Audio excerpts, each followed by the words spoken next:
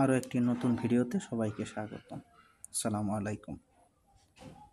আজকে আমরা ওই একই ষড়ভুজ ব্যবহার করে কিভাবে আরও অনেকগুলো সূত্র নির্ণয় করা যায় তা আমরা দেখব। তো আমরা পূর্বের ন্যায় সবগুলা একটা ষড়ভুজের মধ্যে স্থাপন করলাম। এর মধ্যে আমরা জানি যে এখানে সাইন লিখতে হয়, ষড়ভুজ লেখার পর এখানে কজ, ট্যান, কট, সেক এবং কোসেক সিরিয়ালে আমরা এখান থেকে শুরু করলাম। আর সূত্রগুলা বিশ্লেষণ বা প্রতিপাদন করতে গেলে ঠিক একইভাবে চিত্রগুলা অঙ্কন করতে হবে।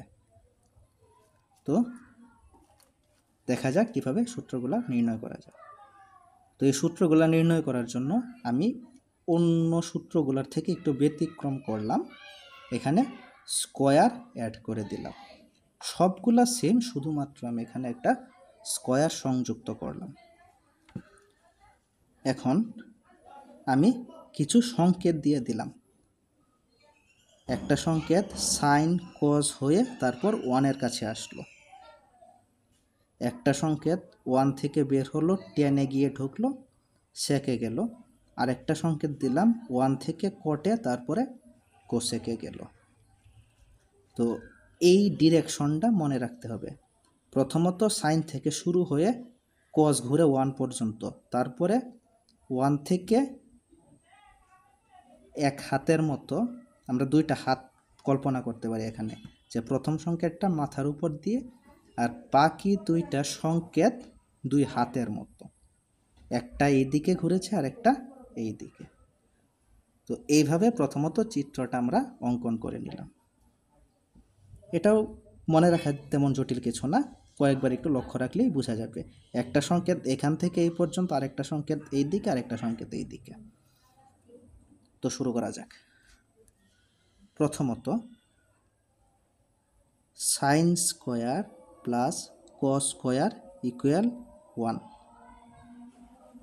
দ্বিতীয়ত 1 plus tan square equal sec square.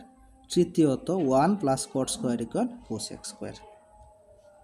আমি আবার বলছি, sine square plus cos square equal 1, 1 plus tan square equal sec square এবং 1 plus cot square equal cosec square. প্রথমত এই সূত্র, দ্বিতীয়ত এই সূত্র এবং তৃতীয়ত এই সূত্র। আমরা এগুলোকে পক্ষান্তর করার মাধ্যমে আরও দুটা করে সূত্র নির্ণয় করতে পারি। যেমন সাইন স্কয়ার সমান 1 মাইনাস কস স্কয়ার, কস স্কয়ার সমান 1 মাইনাস সাইন স্কয়ার। যদি সমীকরণ নিয়ে ভিডিও লাগে ওইটা আমি আলাদা আলোচনা করতে পারি।